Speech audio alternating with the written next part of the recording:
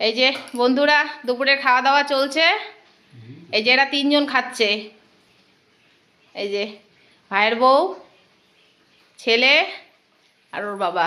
ডাল সিদ্ধ ভাত। ডাল সিদ্ধ ভাত? কেন ডাল সিদ্ধ ভাত খাচ্ছ কেন আজকে?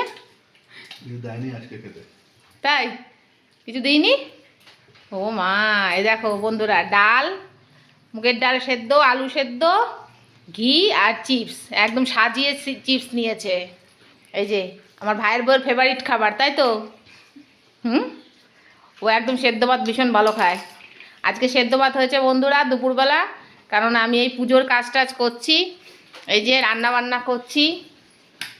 এখন হচ্ছে বাঁধাকপি, এই যে বাঁধাকপি রান্না হচ্ছে, আর হবে খিচুড়ি, আলুর দম, আর ঠাকুরেরটা মোটামুটি হয়ে গেছে, সব ছড়িয়ে দিয়েছি।